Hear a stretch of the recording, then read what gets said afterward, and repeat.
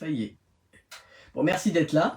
Merci de participer au live. Il y aura un replay pour ceux qui ne sont pas là. J'ai pris quelques notes parce qu'à chaque fois, je veux essayer de dire plein de choses et quand je commence, on n'arrête plus. Donc j'ai pris quelques notes pour pouvoir avoir un minimum de cadre. Et après, c'est freestyle dedans, mais au moins, il y a des cadres.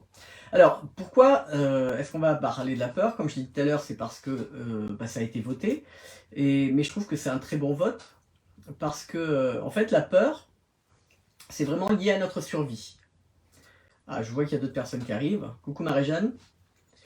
La peur, elle est liée à notre survie. Et en fait, depuis la préhistoire, la peur, c'est une espèce de mécanisme qui a été censé protéger des dangers, comme les prédateurs. Donc c'est quelque chose qu'on a vraiment, c'est le cerveau reptilien. Je ne suis pas un pro de tous les noms de ce type, mais c'est le cerveau reptilien qui fait que c'est vraiment on ne réfléchit pas, c'est-à-dire que c'est vraiment instinctif. Il y a un danger, on part. Ou on a peur, ou il y a quelque chose. On verra tout à l'heure les différentes choses qui se passent quand on a peur. Donc en fait, c'était à la base, depuis la préhistoire, pour nous protéger d'un danger. Ce qu'il y a, c'est que dans la société moderne, il y a moins de dangers qu'il n'y avait à la préhistoire. Donc, si on peut dire, ce système de protection, il s'est un petit peu déréglé. Et ce qu'il y a, c'est que maintenant, les peurs, elles sont plus seulement physiques. Elles sont émotionnelles, elles sont sociales, elles sont professionnelles, et même parfois spirituelles. Donc, il y a plusieurs types de peurs qu'on va voir. Ça touche plusieurs choses. Et donc ce qu'il faut savoir, c'est qu'aujourd'hui, notre système, notre cerveau reptilien est un petit peu déréglé parce qu'il est toujours en mode de fonctionnement de peur, mais on n'a plus les dangers qu'on pouvait avoir à la préhistoire, qu'on pouvait avoir tout au long de l'histoire. Donc on va commencer par voir un petit peu les différents types de peurs qui nous limitent. Alors, la liste est non exhaustive, c'est-à-dire qu'il n'y a pas tout, mais je vais en prendre quelques-unes pour vous montrer un petit peu quel type de peur. Et ce qui m'intéresserait, c'est, quand je vais évoquer chaque peur, limite envoyez-moi un cœur si cette peur vous parle.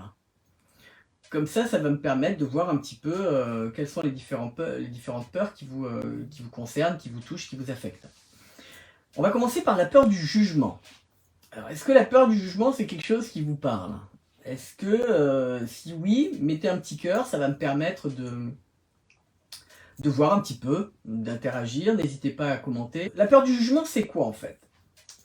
C'est une peur qui nous fait sans cesse rechercher l'approbation, rechercher la validation des autres. On a tellement peur en fait du jugement des autres qu'on est toujours dans cette recherche de « ok, c'est bien ce que tu fais, c'est bien ce que tu fais ». Elle est généralement liée à un manque de confiance en soi. C'est une peur qui est liée à un manque de confiance en soi et à une dépendance à l'extérieur. L'autre valide, c'est l'extérieur qui valide si on est bien, si ce qu'on fait est bien, si on est bien habillé, si la façon dont on agit est bien. Tout ça, on donne à l'extérieur le pouvoir de validation. Ça, c'est la peur du jugement. Par exemple, on commence, je sais pas, quelqu'un est passionné de photos, il va commencer à faire des photos, et puis de plus en plus, et puis lorsqu'il a envie de montrer les photos, soit cette personne qui a la peur du jugement ne va pas montrer les photos à personne, parce qu'elle a peur de la vie de l'autre, elle a peur que l'autre ne trouve pas ça bien, et soit elle va pas les publier, soit c'est vraiment, il y a une espèce de censure, parce que on a peur que l'autre nous juge. Et donc c'est généralement, comme je disais, c'est généralement lié à la confiance en soi. Honnêtement, et surtout dans la société actuelle avec les réseaux sociaux, c'est quelque chose, la peur du jugement est quelque chose qui est vraiment, vraiment présent. Et je sais pas, pour les personnes qui, quand j'ai souhaité mes vœux, ou même quand j'ai envoyé la newsletter, j'évoquais qu'en fait 2024 a pour moi été une année où je suis allé regarder beaucoup de choses. Et je me suis posé la question de pourquoi j'étais pas présent sur les réseaux sociaux, pourquoi est-ce que j'étais pas, je publiais pas de choses, je faisais pas de live, ce genre de choses. Et quand je suis vraiment allé regarder, et si j'étais vraiment, vraiment honnête avec moi, c'est qu'il y avait quelque part cette peur du jugement, la peur de ce que les autres vont pouvoir dire, même si quand je rencontre quelqu'un ou quand je fais des événements en face à face, en présentiel, ou les retraites, ou peu importe, j'ai pas du tout ce problème-là, parce que j'arrive à sentir les personnes, j'arrive à prendre conscience de ce qui se passe, et de sentir l'énergie, etc. Alors que c'est vrai que quand on met quelque chose sur les réseaux sociaux, bah, tout à coup, on se jette en pâture. Et pour les personnes qui ont cette peur du jugement, c'est quelque chose qui, soit on va essayer d'aller dans le sûr, on est sûr que ça va pas affecter, c'est-à-dire qu'on fait pas de vagues, soit on va pas le faire du tout. Et vous voyez, si je suis complètement honnête avec vous, moi, il y avait cette peur du jugement qui faisait que je n'allais pas publier. Alors que, bah, du coup, j'en ai pris conscience, parce que c'est la première chose à faire, prendre conscience, on va voir après. Mais ça, c'est pour tout. Travailler sur soi, il y a 2 choses qui sont essentielles. La première chose, c'est prendre la responsabilité de sa vie. Alors ça, vous allez m'entendre souvent le répéter, parce que c'est vraiment une des clés principales. C'est-à-dire, se rendre compte, quand on est en mode victime, qu'on est en mode victime, et lorsqu'on en prend conscience, c'est tout à coup prendre la responsabilité de ce qui nous arrive, prendre la responsabilité de la vie dans laquelle on est. Si je suis dans ce boulot, c'est parce que qu'il ne me plaît pas, c'est parce que quand même, bah, j'ai pris la décision d'y aller et je prends la décision de ne pas le quitter. Alors il n'y a pas de jugement dans ce que je vous dis, c'est-à-dire que c'est pas bien ou mal, on fait chacun du mieux qu'on peut. Mais ce qui est important à comprendre, c'est que on est responsable de ce qu'on vit, consciemment ou inconsciemment. Mais il faut comprendre la responsabilité. La deuxième chose, c'est d'observer. D'observer parce que ça nous permet de prendre conscience des choses. Lorsqu'on a conscience de quelque chose, on peut agir dessus. Lorsqu'on n'a pas conscience de quelque chose, eh ben ça reste dans l'inconscient et on ne peut rien faire dessus. Donc ce sont les 2 clés, vraiment 2 clés essentielles à intégrer. Et c'est quelque chose que je vais répéter beaucoup. La première chose, sortir du mode victime et prendre vraiment la responsabilité de sa propre vie, de son bonheur, de son malheur. J'ai fait un podcast dessus. N'hésite pas à aller écouter le podcast si tu l'as jamais écouté. Et la deuxième chose, c'est prendre conscience des choses, parce que lorsqu'on en a conscience, on peut agir dessus. Donc c'est vraiment important de prendre conscience de ces 2 points. Donc pour le jugement, lorsqu'on a conscience de ce jugement, eh bien, on peut agir dessus. Alors, je vais vous donner 3 éléments clés pour cette peur du jugement. C'est que les personnes généralement qui jugent, les personnes qui nous jugent ou qui jugent ce qu'on fait, ce sont généralement des personnes qui ont des propres insécurités, qui sont elles-mêmes en insécurité. Donc, comme je suis en insécurité, je projette un jugement. Et c'est vraiment quelque chose à garder en tête. Le jugement des autres, bah, il est plus lié à leur insécurité qu'à notre propre valeur. Le jugement des... Il y a quelqu'un également qui... Marie-Jeanne commence aussi à se détacher de cette peur. Donc cette peur, vraiment, il y a beaucoup de personnes qui l'ont. Donc il faut savoir que la peur, donc la première clé, c'est l'opinion des autres, en fait. Le jugement des autres, c'est souvent lié à leurs propres insécurités. C'est plus lié à ça qu'à notre propre valeur.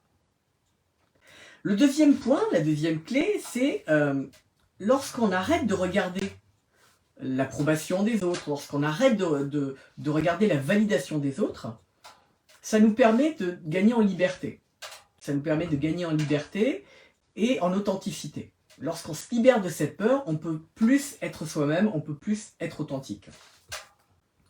Et pour cette peur, en fait, ce qu'on peut faire pour travailler cette peur, c'est travailler sur la confiance en soi et l'estime de soi. Ça, ce sont des qualités qui nous permettent de nous libérer de la peur du jugement. La deuxième peur, donc est-ce que c'est clair pour vous, la peur du jugement? Les 3 clés, la première c'est que le jugement des autres est plus lié à leur insécurité qu'à notre propre valeur. Le deuxième point, c'est que lorsqu'on arrête de chercher à l'extérieur de nous les validations, ça nous permet d'être plus authentique, de gagner en authenticité et de gagner en liberté. Et le troisième point, c'est que plus on va travailler notre estime de soi, plus on va travailler notre confiance en soi, notre confiance en nous, plus on va se détacher. Je sais qui je suis, je sais ce que je vaux, je sais de quoi je suis capable.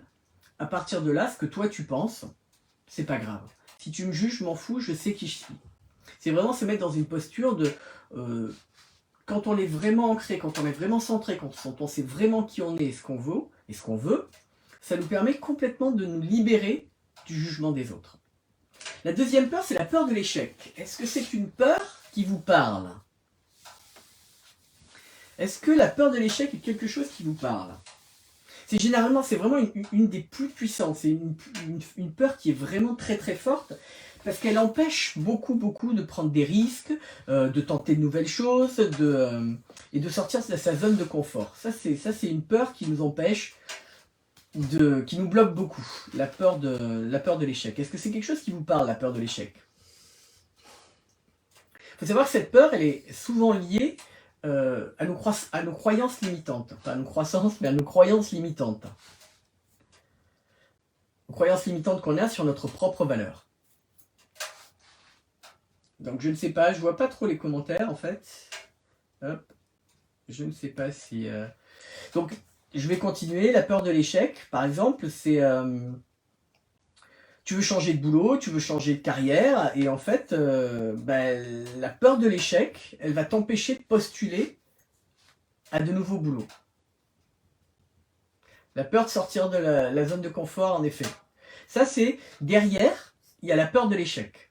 Parce que si je sors de ma zone de confort, alors la zone de confort touche beaucoup de choses, mais la peur de l'échec, très souvent est connectée à ça, parce que si je sors de ma zone de confort, je prends le risque d'échouer. Je prends le risque de ne pas y parvenir.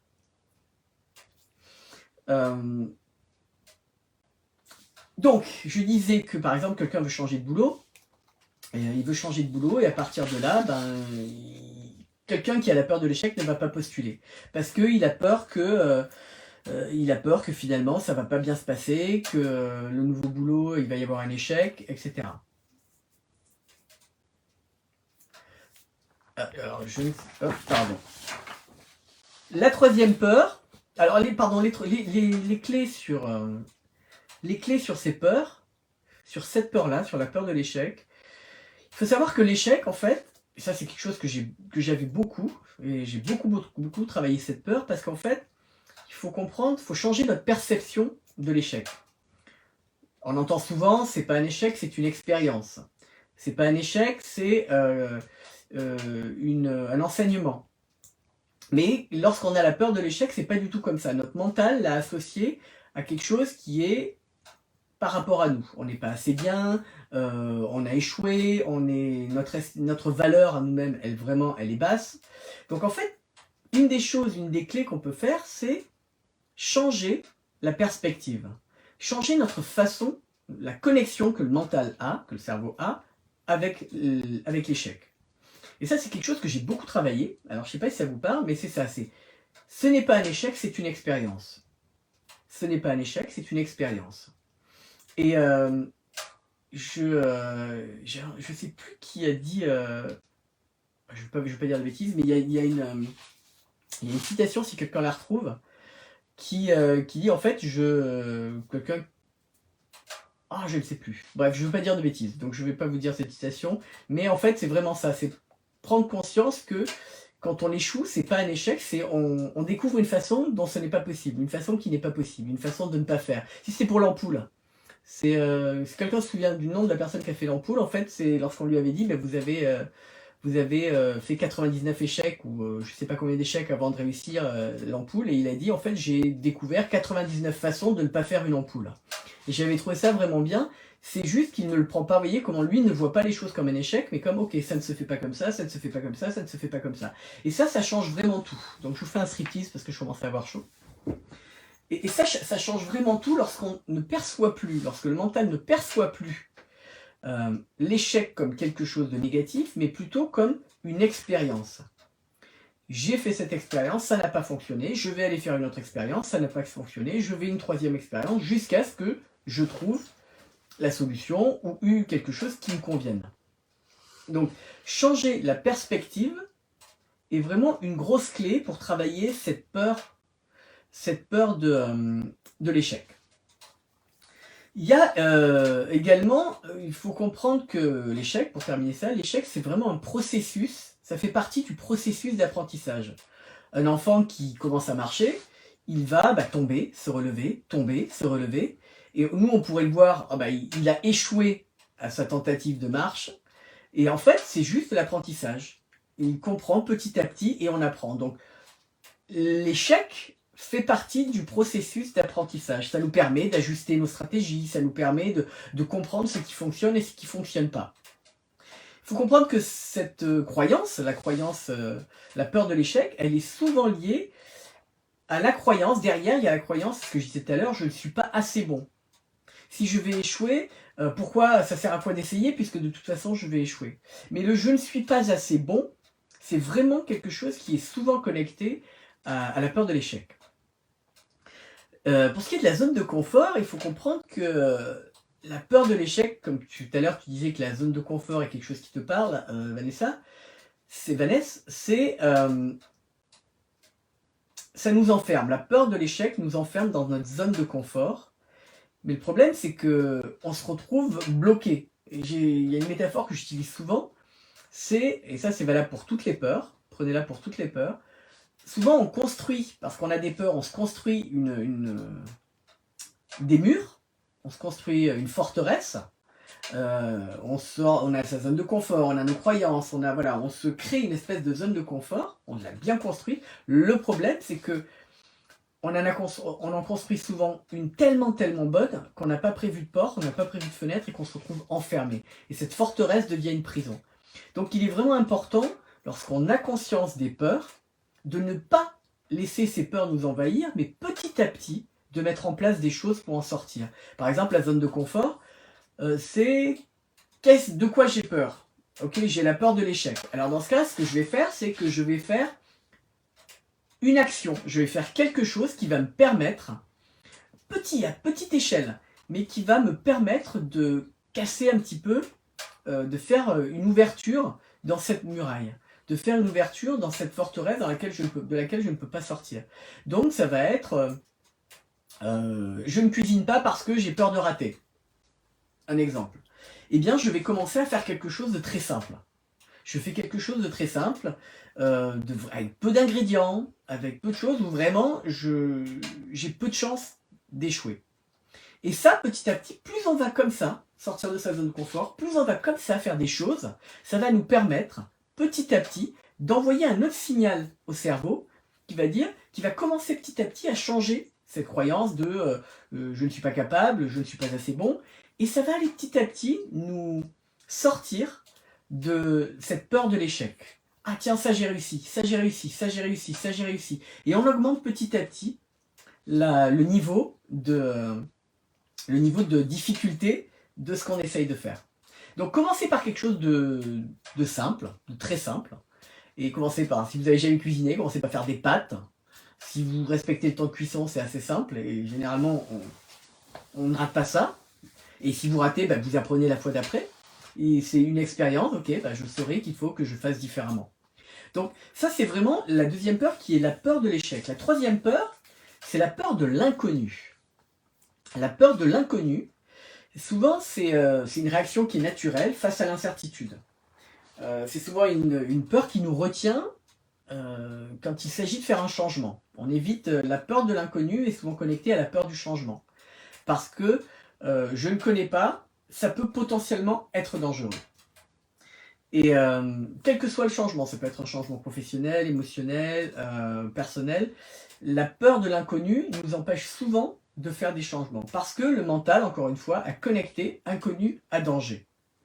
Et vous allez voir, quand on va voir tout à l'heure d'où viennent nos peurs, vous allez voir que c'est souvent connecté à la façon dont on a grandi. Je vais vous donner l'exemple, la peur de l'inconnu. Si par exemple en grandissant, on avait des parents qui étaient hyper anxieux, qui avaient très peur, et qui ne nous laissaient pas faire de nouvelles choses, avoir des expériences, expérimenter de nouvelles choses, eh bien on va développer très certainement une peur de l'inconnu. Parce que le mental aura associé inconnu égale danger.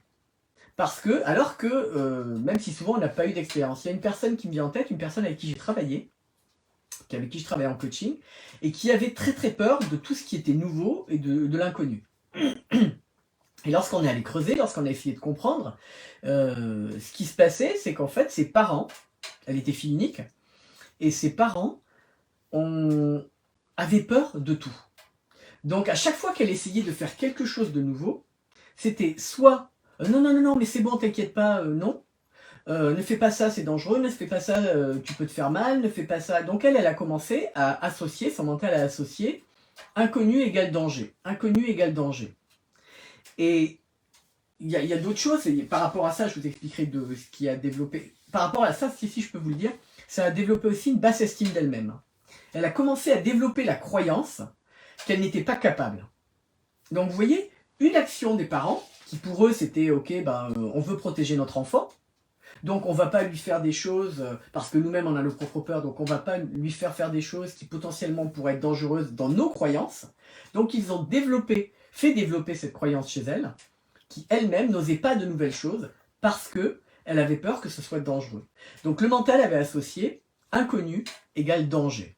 Et comme je disais tout à l'heure, ce qui est important, c'est, vous voyez, quand on a conscience que, ah oui, j'ai cette peur, eh bien, on peut petit à petit commencer à changer, à modifier les connexions, encore une fois. Et ça va être valable pour toutes les peurs. Ce que j'ai dit, c'est petit à petit, essayer de, ok, l'inconnu, je vais essayer de faire un inconnu qui n'est pas dangereux. Je ne vais pas partir en Amazonie tout seul avec ma machette, parce que c'est un gros inconnu qui peut faire peur. Mais quels sont les inconnus? Vous pouvez faire une liste de tout ce qui est inconnu, tout comme la peur de l'échec. C'est quoi les choses dont j'ai peur? Vous pouvez faire une liste et essayer de voir toutes les choses et une petite chose. Commencez par une petite chose. De quoi j'ai peur? L'inconnu, ça peut être...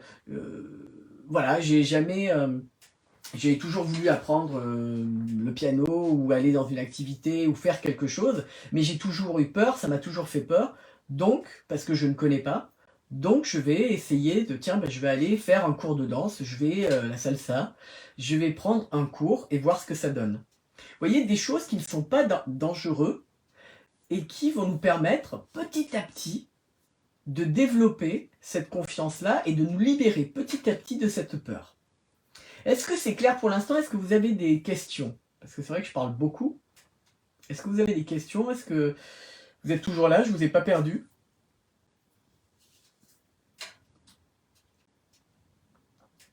Dites-moi tout. Est-ce que vous avez des choses à dire?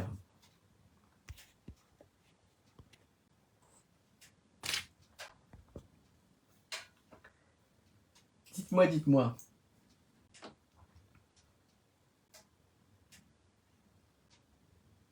Donc la peur de l'inconnu, en fait, c'est vraiment des petites étapes. On ne va pas sauter vers l'inconnu, mais on va faire des petites actions qui vont nous amener aussi progressivement vers l'inconnu. Ça, c'est vraiment important.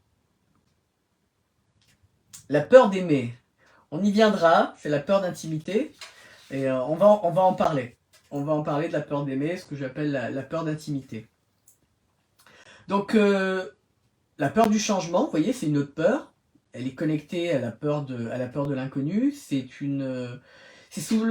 souvent connecté, le mental associe, encore une fois. Les peurs, en fait, c'est que le mental, et pour toutes les peurs, a associé, quelle que soit la peur, à danger. Puisque cette connexion est faite, immédiatement, lorsqu'il y aura peur d'aimer, par exemple, si ton mental a associé amour égale danger, amour égale souffrance, ça va t'amener une peur qui va t'amener un rejet. Donc, le changement, le mental a associé peur, danger à changement, danger à ok, j'ai ma zone de confort, hors de ma zone de confort, c'est dangereux. C'est pour ça que c'est petit à petit ouvrir la zone de confort, c'est-à-dire que développer, c'est pas sortir, c'est développer, agrandir notre zone dans laquelle on est confortable. Et ça va nous permettre petit à petit. Mais pour pouvoir le faire, c'est pas quelqu'un qui a peur de... alors il y a des gens qui sont capables de, ok, j'ai la peur, j'ai le vertige, je vais faire un saut à l'élastique, je me pousse, mais tout le monde n'est pas capable de faire ça. Et généralement, il vaut mieux petit à petit ouvrir les choses, faire grandir notre zone de confort dans laquelle on se sent à l'aise. Donc ça c'est valable pour toutes les peurs. Il faut comprendre que ce qui notre mental associe, notre mental a associé amour, peur d'aimer c'est amour, à danger. Changement à danger. Inconnu à danger. Il faut comprendre ça et ensuite, petit à petit, le changer. Vous allez voir, c'est quelque chose que je vais beaucoup répéter. Alors, donc la peur du changement, connexion, c'est vraiment quelque chose qui... Le changement est perçu comme une menace, comme un danger, alors que le changement, dans l'absolu, peut être positif. Souvent, ce que je dis aux personnes qui ont ça, qui ont beaucoup de peur, ce que je vous invite à faire, c'est regarder derrière. Quelqu'un qui a peur du changement, quelqu'un qui a peur de l'inconnu, si on regarde notre vie derrière, si on regarde tout ce qu'on a pu vivre, l'expérience, eh ben, on se rend compte que de l'inconnu, il y en a eu, et finalement, ça s'est bien passé. Quand on est en primaire, l'inconnu, c'est le collège. Et finalement, le collège, ça s'est bien passé, plus ou moins. Mais globalement, quand on a peur de... quand on n'a jamais eu de relation, l'inconnu, c'est la relation. Et finalement, on se rend compte que il y a eu du positif. Donc regardez derrière et regardez toujours tout ce que vous avez eu. Même dans les échecs, il y a des choses que vous avez échoué, mais finalement, au final, vous avez appris quelque chose et vous avez évolué.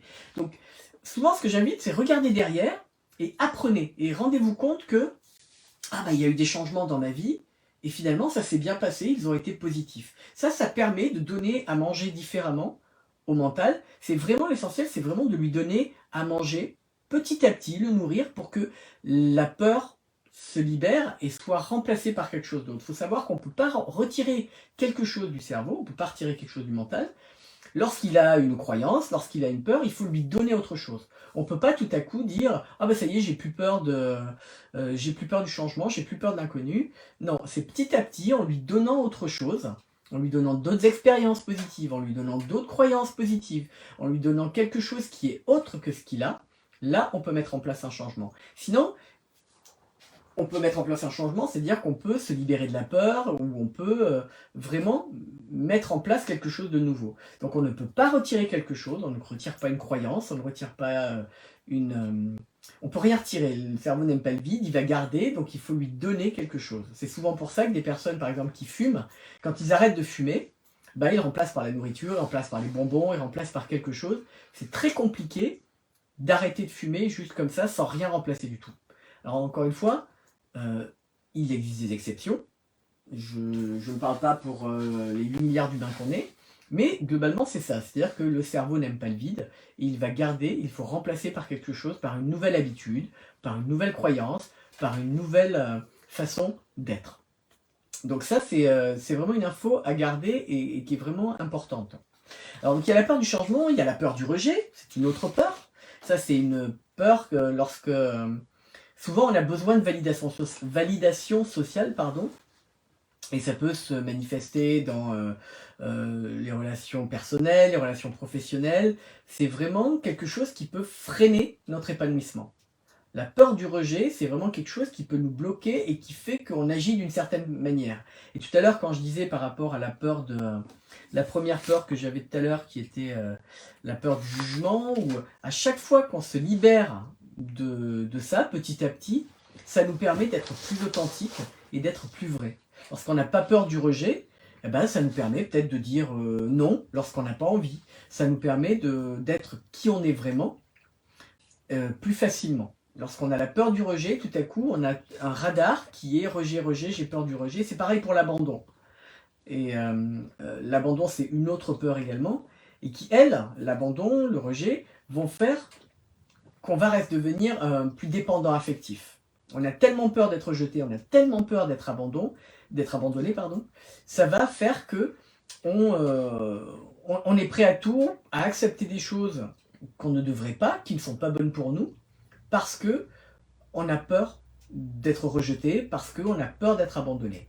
Et tout à coup, les personnes qui ont cette dépendance affective ont aussi quelque chose qui est le contrôle. Ils ont besoin de contrôle, parce qu'ils ont tellement peur d'être rejetés, d'être abandonnés, qu'ils ont un besoin de contrôler qui est très fort.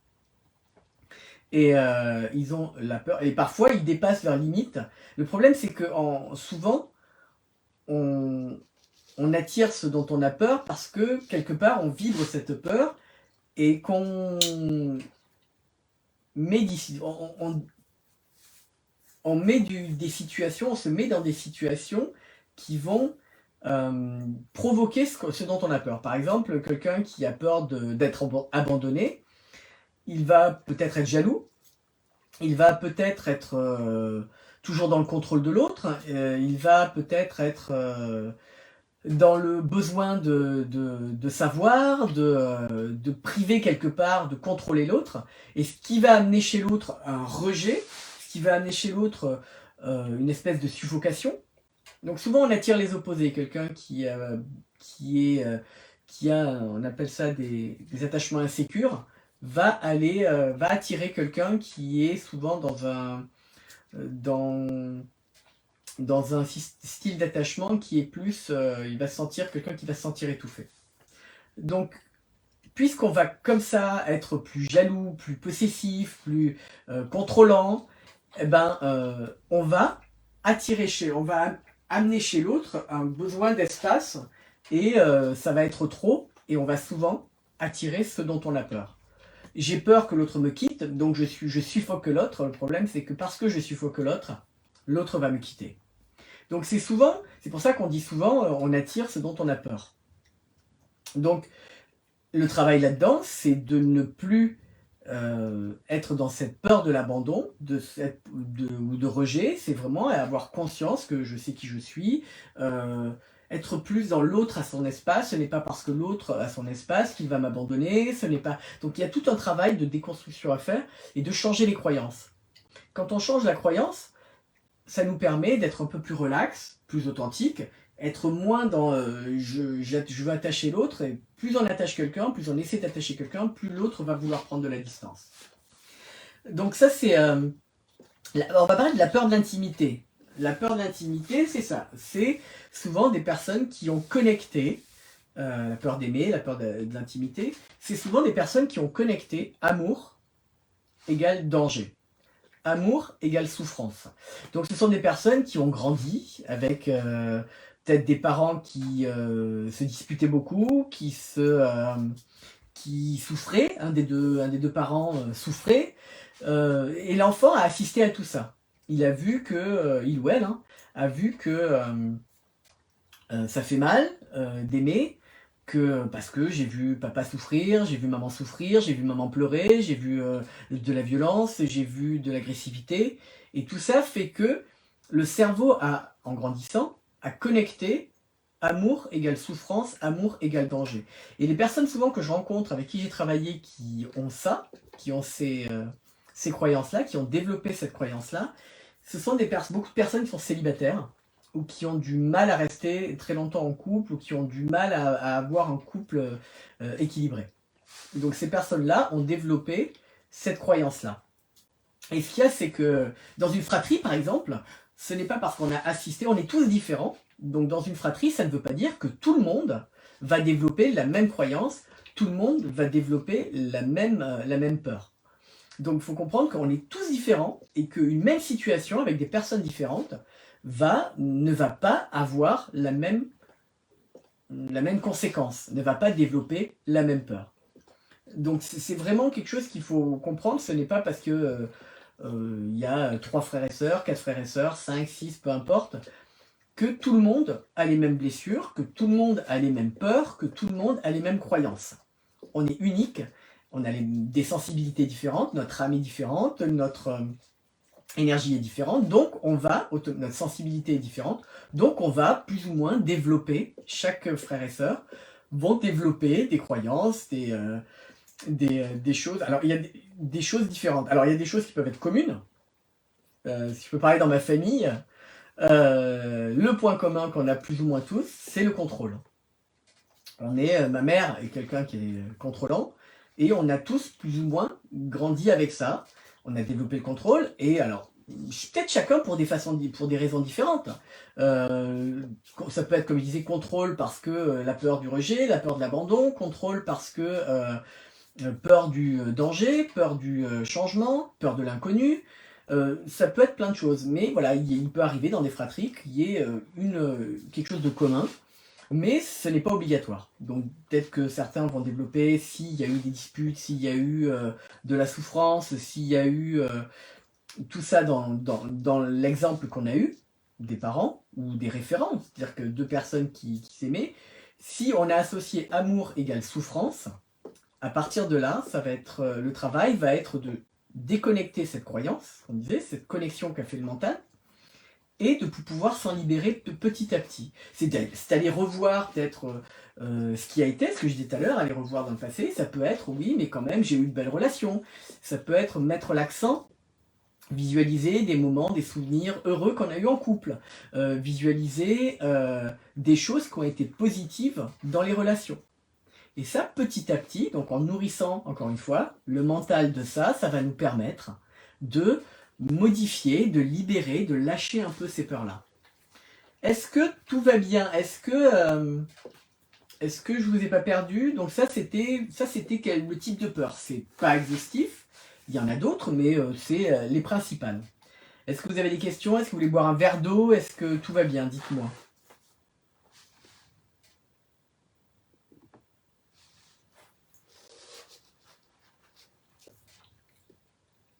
Est-ce que j'ai répondu à la peur d'aimer? Est-ce que ça te parle, par exemple, la peur d'aimer et ce que j'ai évoqué par rapport à la peur d'aimer?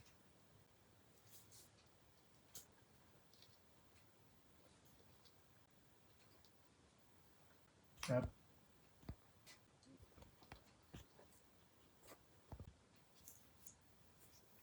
Ça parle? Alors, on va voir un petit peu rapidement comment se manifestent les peurs. Parce que les peurs peuvent nous toucher à différents niveaux. Il y a des réactions physiques. La peur, ça nous touche physiquement. Oui, c'est tout à fait ça. Bah écoute, je suis ravi que ça te parle.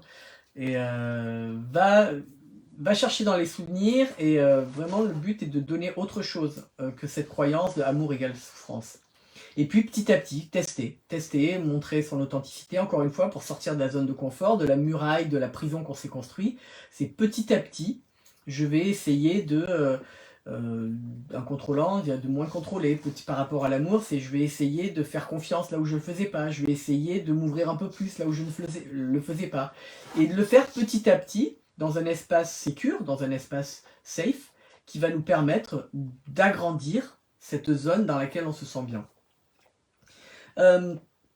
Donc les peurs, ça touche différentes choses. Ça peut toucher le physique, c'est-à-dire que des sueurs, l'estomac noué, ça peut être vraiment, voilà, on a peur, c'est-à-dire que le rythme cardiaque s'augmente, on commence à être tendu, on a des troubles digestifs. Ça, c'est des peurs qui touchent au niveau physique. Donc les peurs touchent différents niveaux. Le niveau physique, avec ce que j'ai dit, des tremblements, des peurs mentales, c'est-à-dire que ça va directement affecter notre façon de penser et on va se créer tout à coup des scénarios qui sont négatifs. On va penser aux choses les plus graves. J'ai peur de quelque chose et je vais me créer une histoire mentale qui n'est basée que sur notre peur.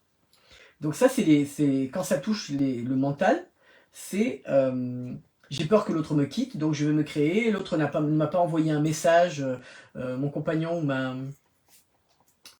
ma compagne ne m'a pas envoyé un message alors que, je sais pas, ça fait 1 heure qu'elle devait rentrer. Alors soit le scénario que je vais me créer, c'est oh là là, il lui est arrivé quelque chose de grave, oh là là, mon Dieu, il ou elle s'est fait agresser. Ça, c'est le genre de scénario qu'on peut se créer, que le mental va se créer, et basé sur nos peurs. Ça, c'est une réaction mentale de nos peurs.